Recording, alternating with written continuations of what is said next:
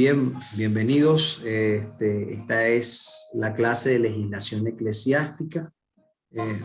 Estas clases tienen la modalidad de tratar de ser sincrónicas para poder ir trabajando poco a poco en la adaptación a este retorno. Y esta sería nuestra segunda clase. La primera fue asincrónica, la colocamos nosotros en la plataforma. Allí se encuentra una clase que tiene que ver con las características de la ley del Antiguo Testamento. Es una clase muy importante porque allí se va a aprender todo lo que es la división de la legislación en el Antiguo Testamento, que es muy interesante y muy importante que un estudiante de teología y un pastor sepa sobre esas diferencias, sobre todo en un tiempo donde se ha cuestionado a la ley de Dios y no se sabe trabajar con ella. Entonces, allí hablamos de las leyes casuísticas, las leyes apodícticas, y esos conceptos son muy importantes poder tener. Hoy vamos a hablar acerca de la ley de Dios y los códigos legales del Medio Oriente. Es muy también importante saber de que aparte de la ley de Dios, existieron una serie de códigos y de legislaciones en los países de la tierra bíblica. El conocer esto es útil porque hay a veces autores, sobre todo de la alta crítica, que tratan de cuestionar el origen de la ley de Dios que se encuentra en el Antiguo Testamento. Por eso, al tener el conocimiento de que existen otros códigos legales, esto nos ayuda a nosotros a no ser sorprendidos por estos autores y estas personas que tratan de cuestionar la ley de Dios. Entonces vamos a hablar sobre eso en esta oportunidad, pero antes quisiera que oráramos allí donde estamos. Padre nuestro, gracias te damos por tu amor, tu misericordia y tu bondad. Te rogamos, Señor, que al tratar esta clase tú puedas abrir el entendimiento de nuestros hermanos que están en preparación y que esto le ayude a fortalecer su fe en la palabra de Dios y en la ley que fue escrita, Señor, por ti. En el nombre de Jesús, amén. Bien, esta clase, para aquellos que no puedan conectarse por razones de tiempo y de trabajo, estará también en la plataforma en el recurso de página que lleva por título Clases de la Materia. O sea, usted se mete allí donde dice Clases de la Materia, en el Moodle, y allí van a ir apareciendo cada clase que nosotros estemos dando. Muy importante eso. Si usted no pudo verla, estar con nosotros, usted debe entonces ver esta clase porque todo este conocimiento va a ser utilizado después en exámenes, en evaluaciones, para entonces nosotros ver cómo está su comprensión sobre esto. Bien, vamos entonces a iniciar la ley de Dios y los códigos legales del Medio Oriente. Lo que vamos a hacer es ver en este momento una serie de códigos y leyes, que están en el antiguo, las tierras bíblicas. Bienvenido a aquellos que están entrando. Repetimos para los que en este momento se conectan. Vamos a hablar sobre la ley de Dios y los códigos legales del Medio Oriente, entendiendo de que no solamente fueron los israelitas que hicieron leyes, sino que también hubo otras naciones que trabajaron con códigos. Así que ese es lo que vamos a tratar en esta hora. Creo que se está conectando allí el hermano Gerardo. Bienvenido, Gerardo. Si escuchas y estás atento a la cosa. Hola, Gerardo, ¿cómo estás? Creo que te veo. ¿Sí escuchas? ¿Logras escuchar? Si escuchas, por lo menos da allí tu manita para eso. Bien.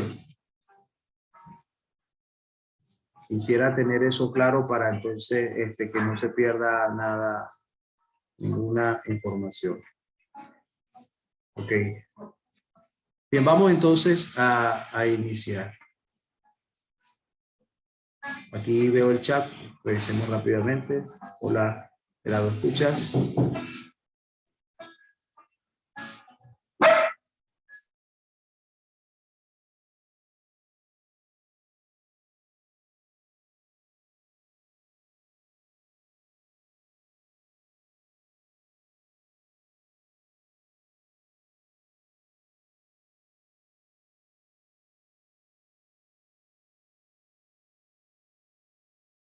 Perdón.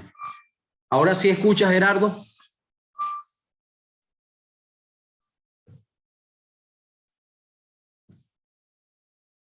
¿Ahora sí escuchas, Gerardo? ¿Escuchas?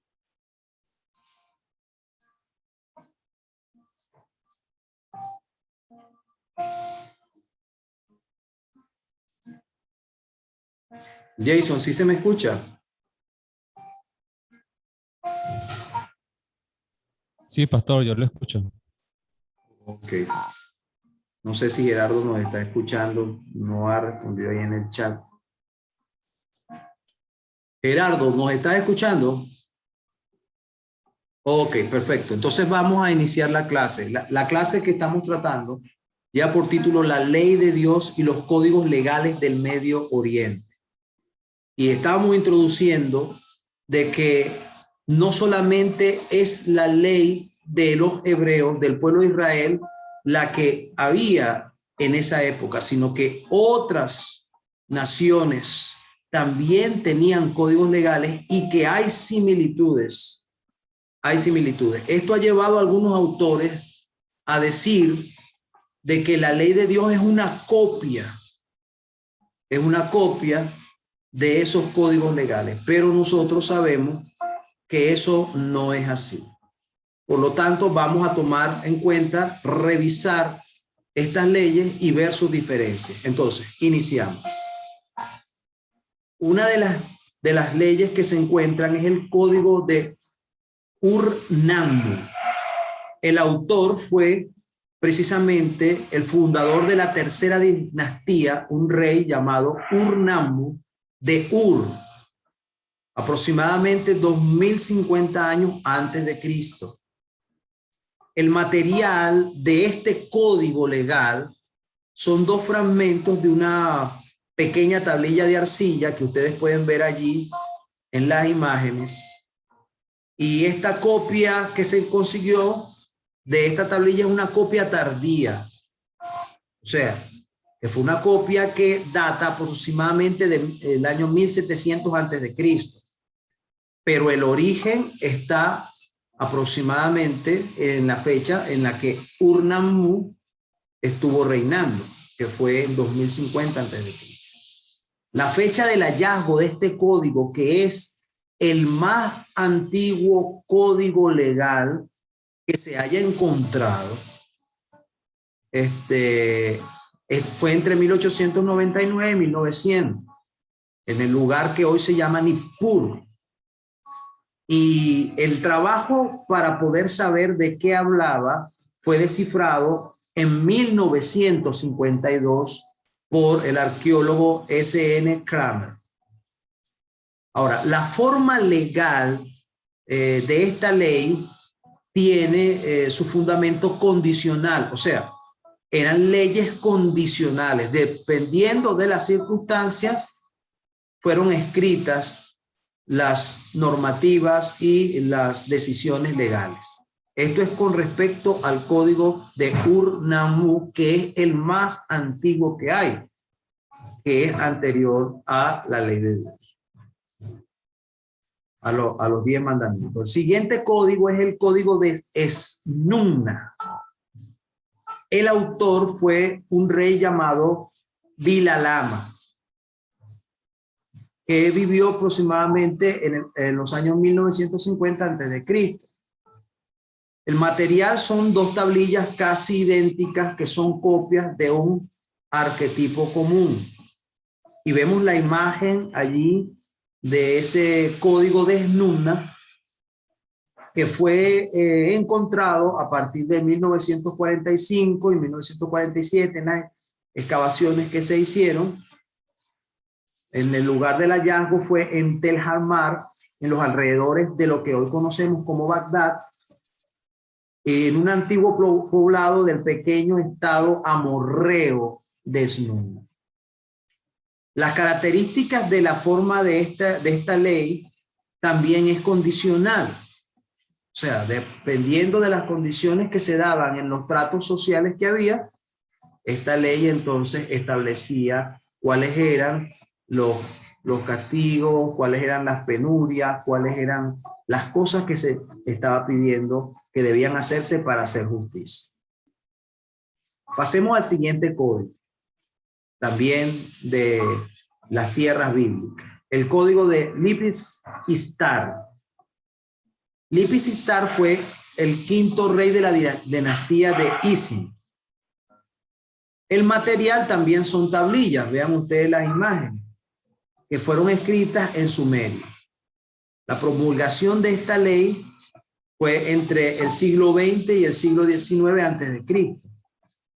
Y la característica de este código es que inician con la expresión condicional si un hombre. Esa expresión condicional, que es propia de la casuística, entonces es la característica de este código. Veamos el siguiente código, uno de los más famosos, y tal vez usted lo habrá escuchado. El código de Hammurabi. El código de Hammurabi fue hecho por el sexto rey de la primera dinastía de Babilonia, que lleva su nombre Hammurabi entre 1792 y 1750, donde vivió este rey babilónico. Es una estela hecha de una roca llamada diorita que tiene las dimensiones de 2,25 metros de altura. Es bastante grande. Es una roca oscura y sobre ella fue tallado entonces la ley de Hammurabi. Allí se ve Hammurabi recibiendo de un dios todo lo que tenía que ver con el ámbito de la iluminación de la justicia, pero Hammurabi es el que escribe esto. Este hallazgo fue hecho por unas excavaciones de arqueólogos franceses en Susa en 1901 y 1902. ¿Cuál es la forma también de la ley? Bueno, está hecha en una forma casuística. Nosotros ya sabemos que la casuística tiene que ver con condiciones particulares. Lo vimos nosotros en la clase que está ya montada en la plataforma de Moodle. Allí usted sabrá con claridad, si no lo ha visto todavía, qué significa casuística y su diferencia con respecto a una ley apodíctica. Veo una mano levantada. ¿Hay alguna pregunta? Sí, pastor, ¿me está escuchando? Sí, perfectamente. Buenas tardes, pastor, ¿cómo está? Los 10 mandamientos estaban influenciados por la ley de Hammurabi. No, porque los 10 mandamientos provienen directamente de Dios. Provienen directamente de Dios. Y fíjate que dice que son las 10 palabras. Son las 10 palabras que están escritas por el dedo de Dios. Lo que sí nosotros sabemos es que Dios trabaja en la conciencia de toda la humanidad. Pero, pastor, allí el asunto es que esos 10 mandamientos están adaptados acá a la tierra. Cuando te refieres a la ley de Dios, los 10 mandamientos. Sí, están adaptados a nosotros porque hablan de esclavos y cosas allí que son propiamente de la situación histórica del pueblo de Israel en ese momento. Claro, ahora escúchame, los 10 mandamientos, hay una diferencia. Estamos hablando de los 10 mandamientos fueron los que fueron escritos en tablas de piedra. Y nosotros sabemos cuáles son, los que están allí en Éxodo 20. Esos 10 mandamientos no hablan sobre esclavitud. Ahora, nosotros encontramos en lo que conocemos como la ley de Moisés, que fue depositada o colocada al lado del arca, encontramos estatutos, encontramos decretos, encontramos normativas que se desprenden de la enseñanza principal de los 10 mandamientos. Quiere decir que antes de que pueda terminar tu idea, todo el resto de la legislación de Israel, es una ampliación a la vida cotidiana del pueblo de Israel en cada una de sus esferas, ya sea la relación interpersonal, social, comercial, familiar, en decretos, estatutos y otras normativas. Ajá. Lo digo por el día sábado, porque cuando usted habla, lee todo el mandamiento, dice que ni tu siervo, ni tu esclavo, ni tu extranjero que está dentro de tus puertas. Okay, pero que quiere decir que el principio general que había colocado Dios era el reposo, y Moisés añade lo demás. Sí, pero acuérdate que el Señor le dicta a Moisés la legislación. Cuando tú ves Deuteronomio y Levítico, los estatutos y las leyes vienen de Dios también. Y eso es una característica fundamental de la legislación hebrea. Quiere decir que el Señor fue el que estableció toda la ley, tanto la que está en los 10 mandamientos como en su gran mayoría la que se encuentra en la legislación hebrea. Y eso hace una diferencia importante con respecto al resto de los códigos que existían en el Medio Oriente. Sí, respondo más o menos tu pregunta. Sí, ahí voy. Ahí voy, Pato, gracias. Ok, entonces, es bien interesante, porque fíjate usted, nosotros lo que hemos hecho una división de la ley de Dios en dos cosas. En las leyes ceremoniales y en la ley moral. Eso es lo que nos han enseñado a nosotros. Pero existen otra estructura de divisiones que no hemos estudiado a profundidad. Y la idea es que podamos entrar, o sea, ¿qué es un decreto? ¿Qué es un estatuto? ¿Cuáles son sus diferencias? ¿Bajo qué condiciones se están dando? Y sobre eso vamos a ir estudiando. Pero en este momento estamos viendo, por ejemplo, el Código Hammurabi. Hay autores que dicen que la ley hebrea fue influenciada por el Código Hammurabi. ¿Qué respondemos nosotros ante esto? Bueno, Dios está actuando en toda la humanidad para el bien de todos los pueblos. Entonces, aunque hay similitudes en este código en especial, hay similitudes como en otros códigos que ya estamos viendo. Bueno, Dios estaba trabajando para la salvación de todos.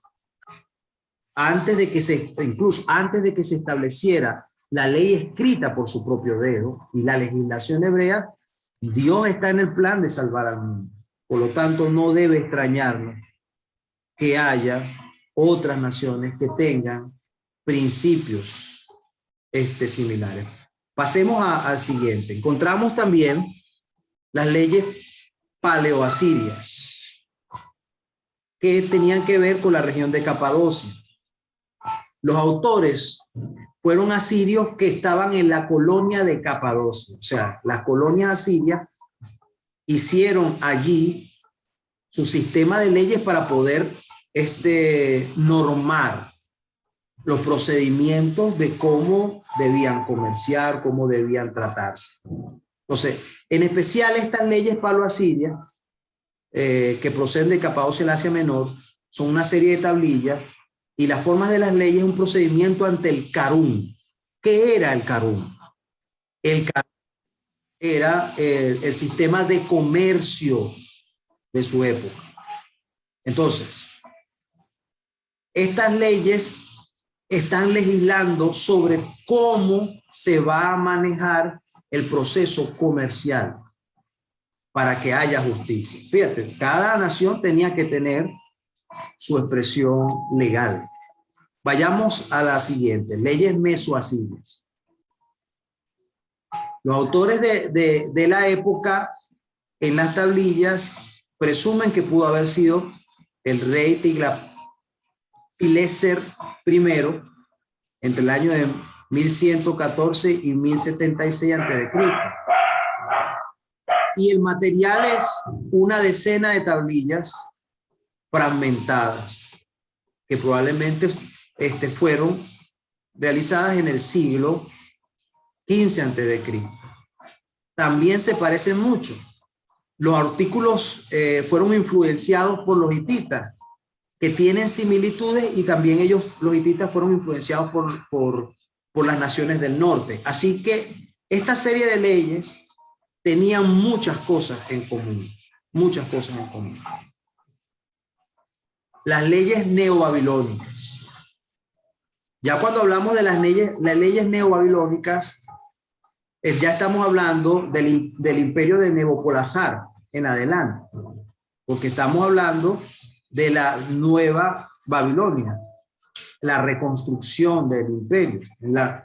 Y menciona sobre el autor que en la columna 6 parece leerse el nombre de Asurbanipal, que estuvo reinando entre el 668 y el 626 a.C. También son tablillas. Lo que pudo haber sido descifrado son 16 artículos, solo 9 de ellos que están bien conservados. Y la forma de las leyes, los artículos empiezan con la fórmula un hombre que. Entonces, un hombre que roba, un hombre que comercia, así están expresados. El siguiente texto, ya estamos culminando para que tengan un universo de cuántos textos legales existían. El texto de Nuzi, que es el centro de la civilización hurrita, también son tablas del siglo XV. Tienen que ver más que todo con contratos matrimoniales y comerciales, pero no se consiguieron los textos legislativos con respecto a otros aspectos. Es también condicional, así que tiene que ver con características casuísticas, o sea, de acuerdo a las condiciones de los eventos y las situaciones, se daban entonces las leyes de Nuzi. Y tenemos las leyes hititas. De 13.000 tablillas, 2 de ellas contienen una normativa o una especie de código legal. Fueron encontradas en excavaciones alemanas en 1907 y fueron encontradas en la región que se llama actualmente Boskakoi, que era la antigua Actusa, capital de los hititas, de esta civilización importante que tuvo que ver con Babilonia y todas esas cosas. Forma de las leyes también empiezan con el condicional sí. Si un hombre, si una mujer, si una circunstancia tal, esa es la característica. Entonces, aquí tenemos los principales códigos existentes de las naciones bíblicas antes, algunos antes de la ley de Dios.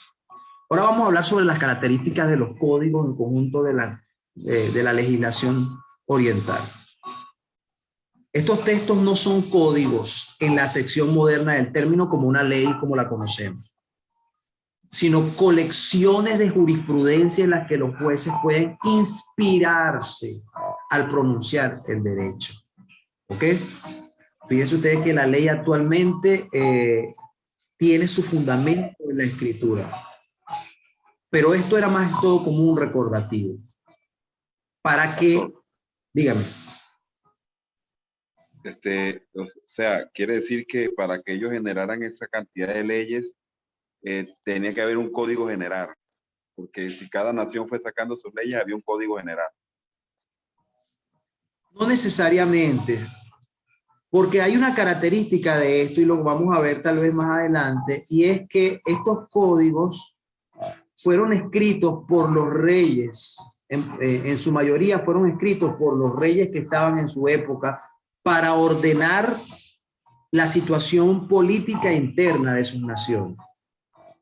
Entonces, de acuerdo al conocimiento que tenían, bueno, ellos fueron haciendo y el nivel de conciencia que tenían, fueron haciendo leyes porque una de las cosas que más problemas podía tener era el comercio. Y lo otro, cómo dirimir la justicia entre pares, entre sus prójimos. Entonces, era necesario tener esos códigos, pero no surgieron de una fuente sino más allá de la conciencia. Acuérdense ustedes que Dios actúa a través de la conciencia y lo que se conoce como la ley natural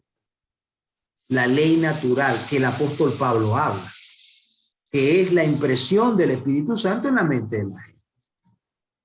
Entonces, aquellos que querían más o menos ordenar sus naciones, lo hacían. Y no era un asunto, como dice allí, muy específico, especial, sino, oye, eran los casos que más se daban, las circunstancias que más problemas traían, y ellos entonces dirimían entre eso. Por eso es que es casuística, generalmente, es condicional. Si se da esta situación, si un hombre le pasa esto, bueno, vamos a dejar esto como una respuesta. Entonces, seguimos el punto. Las colecciones legales se insertan en contextos narrativos más amplios. ¿Qué significa esto? Bueno, que en lo que escribían, podían escribir poesía, podían escribir sobre idolatría, cualquier cosa, y dentro de eso estaban estos conceptos legales. Así que no eran generalmente cosas muy especiales que estaban allí, que es una diferencia importante con respecto a la ley moral. La ley moral fue escrita por Dios y fue colocada específicamente en un lugar preponderante para dar un mensaje claro a la conciencia del pueblo de Israel. Pero estas eran colecciones que estaban dentro de otra cantidad de elementos narrativos. ¿Se entiende esto? Bien. La validez de la legislación oriental, incluida la israelita, no se basa en el hecho de estar escrita, sino que la jurisprudencia oral es vinculante. Y es que antes de que fuera escrita los 10 mandamientos, ¿cómo era la tradición? Era oral. Era oral. Cuando la Biblia dice acuérdate, es porque ya estaba en la mente y en el ideario del pueblo de Israel la ley de Dios. Acuérdate. Entonces, Dios desde el inicio habló cara a cara con sus hijos, pero una vez que saca al pueblo de Israel, necesita establecer un código que tenga ese nivel especial. Ahora, lo que nos está diciendo este principio es que en todas estas naciones no tenía el valor que tiene hoy la ley escrita, que es sumamente específica para poder dirimir el espíritu de la ley, los casos que se van a dirimir, sino que era de tradición oral y quedaba allí escrito como una referencia para que te guíes de cómo vas a inspirarte para resolver un asunto. La función de su transmisión escrita es fundamentalmente la del recordatorio, lo estamos, y guía para quienes han de aplicar. Esa era la función. ¿Entendemos entonces cómo se manejaban estas leyes orientales? Entonces no es que vamos a ver paso a paso qué nos dice, porque no, tampoco eran así. Pero la ley de Dios sí tiene una diferencia. Fíjense ustedes, la ley de Dios, claro, en estos 10 mandamientos tiene su lugar especial, pero después toda la legislación es muy específica. Por eso es que dice la Biblia, ¿qué pueblo tiene una ley como la del pueblo de Israel? Bueno, porque venía de parte de Dios. Y el Señor tenía que legislar sobre un pueblo que tenía una cantidad de daño que recibió, bueno, de Egipto. Ahora bien, veamos algunas similitudes de la Biblia con los códigos y las leyes orientales. Colocamos algunas porque es muy extenso, pero hicimos este cuadro para que tuvieran una idea. Cuando se habla de la ley del talión, que está expresada en Éxodo 21, 23 y 25 y Levítico 24, 17 y 20, hay una similitud con el Código de Hammurabi en su sección 196, 197 y 200. Quiere decir que el Código de Hammurabi tenía ese principio de la ley del talión. ¿Recuerdan ustedes la ley del talión? Ojo por ojo, diente por diente. Entonces, no en todos los códigos. Fíjense que no estaba en las leyes mesoasirias, no estaba en la del código de Vilalama, no estaba la de Urnammu, pero sí estaba en la de Hammurabi. Veamos nosotros la de liberación de los esclavos, porque todas las naciones tenían esclavos. Encontramos que en Éxodo 21:2 y Deuteronomio 15:12 nos dice que después de 6 años hay que liberarlo. En el código de Hammurabi menciona un tiempo menor de 3 años. Bien, y son las dos que hablan sobre esto. Las otras no contemplaban liberación. Con respecto a la magia, disculpen, con respecto a la magia, Éxodo 20:17, Levítico 20:7 nos habla acerca de cómo Dios condenaba la magia. Solamente encontramos en las leyes mesoasirias que eso era condenado, específicamente en el Código 47. Vayamos a los daños causados por el ganado, que era algo muy común, todo el mundo tenía ganado. Entonces, Éxodo 21, 28 al 32, que es una ley casuística, decía cómo debía dirimirse si había un daño hecho por el ganado. Y en el Código de Hammurabi, también en el 250, 252 y en el de Vilalama, el 54. Así que este asunto con el ganado y los daños que podían haber causado por el animal o causado a los animales, entonces estaba allí. El último ejemplo que colocamos aquí para que tengan una idea, el juicio de Dios u ordalía. Los juicios de Dios, bueno, eran las sentencias que Dios daba por pecados, por cosas que se cometían, y eran juicios duros. La palabra ordalía tiene que ver con eso. Entonces, y la palabra ordalía significa una prueba grande que debes pasar como sentencia que Dios te impone. Eso es una ordalía. Entonces era sufrimiento físico, era un sufrimiento generalmente físico muy, muy difícil. Entonces encontramos nosotros que en el código de Urnammu, en el código 1 y en las leyes mesoasirias, en el 17, 22 y 24, al igual que en la Biblia, había juicios de Dios, había juicios y había ordalía. Bien. Si nos dimos a entender con esto. Nos queda poco tiempo, dice aquí. Vamos a ver si podemos aprovecharlo rápidamente. ¿Cuáles son las diferencias entre la ley de Dios y los códigos orientales? Vamos rápidamente, compañeros. Las leyes orientales. En los códigos orientales, la relación entre lo humano y lo divino no está regulada. Ni hay sanciones religiosas. En todos esos códigos que vimos, no hay sanciones religiosas que respalden las leyes seculares. ¿Qué diferencia hay con la ley de Dios? En la legislación de Israel se produce una mezcla de ley y religión. Toda la ley deriva en última instancia de Dios. O sea, la legislación del pueblo de Israel está directamente relacionada con la concepción que tenemos de Dios. Por lo tanto, aún mi relación con mi prójimo afecta mi relación con Dios. Algo que no está en las demás leyes y que debemos tomar en cuenta. Las violaciones de la ley religiosa son susceptibles de castigo por tribunales humanos y se aplican sanciones religiosas además de las seculares. Veamos este ejemplo. Ejemplo del buey que acornea. En el código de Esmirna dice, si se sabe que hay un buey acostumbrado a dar cocis, las autoridades han llevado el asunto a conocimiento de las propiedades, pero este no le ha cortado los cuernos a su buey y este cosea y mata a un hombre, el propietario del buey pagará 2/3 de una mina de plata. Veamos esta similitud con el código de Hammurabi, que es similar. Fíjense que tienen casi los mismos conceptos. Si un buey que va por el camino mata a un hombre, de hecho, no cabe reclamar al Señor si el buey de un hombre tiene costumbre de cocear y el consejo municipal notifica que el buey tiene esos hábitos y él no le corta los cuernos ni lo traba. Si el buey da un cojo a un miembro de la aristocracia causándole su muerte, el dueño pagará. Y siempre era una sentencia pecuniaria.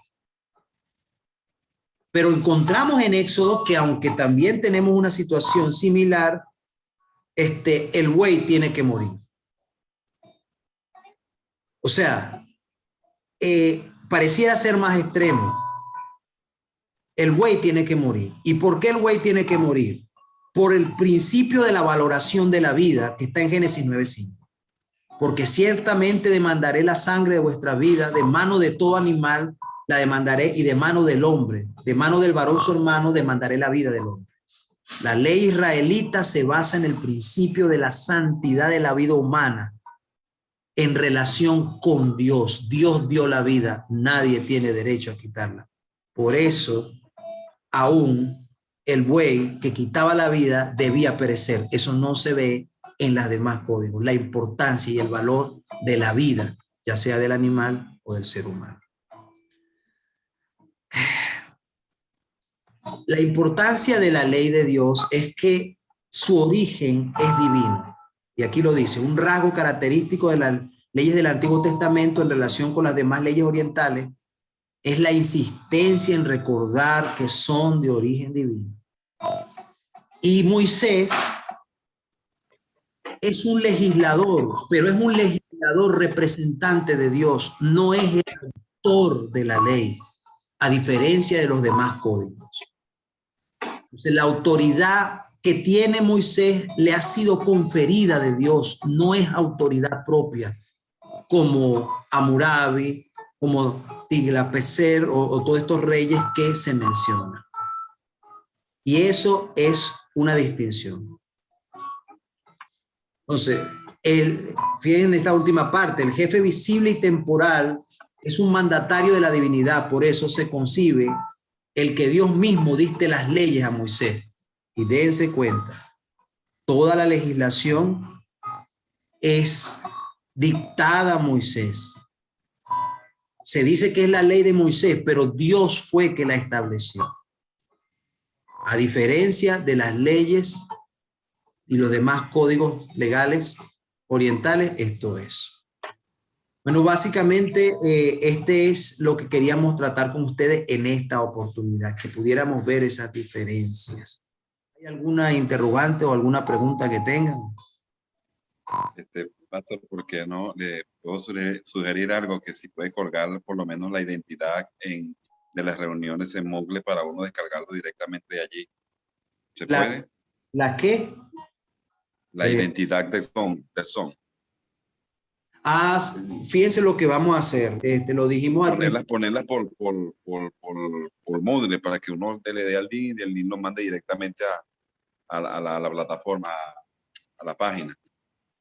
Ok, yo no sé si esto contesta tu pregunta, pero lo que esta clase nosotros la vamos a colgar en Moodle. ¿Es lo que me estás diciendo? No. Me refiero que, o sea, que la identidad del Zoom, ok. Si la puede colgar en el Moodle de una manera que uno le dé el clic y de una vez lo mande a la clase. Ok, perfecto. Entonces yo voy a asesorarme sobre eso para tomar eso en cuenta para las próximas clases. El pastor Leo Acosta sabe cómo hacerlo, que siempre tiene un solo código para todas las clases. Ok, perfecto. Voy entonces a asesorarme con eso para que sea más fácil. Lo que sea más fácil para ustedes, nosotros nos ajustamos. Entonces, ¿hay alguna otra interrogante, alguna otra pregunta? Ya saben que esta clase va a estar allí pero si tienen alguna otra pregunta que se vaya después de este espacio que tenemos, ustedes pueden, podemos seguir trabajando a través del Telegram. ¿Tiene alguna El pregunta? asunto, pastor, es que continúa, Jason. No, que está bien, estoy bien con la clase. Porque nosotros hicimos una clase en estos días del libro, ¿verdad? Que hablamos que hicimos el sermón de la ley.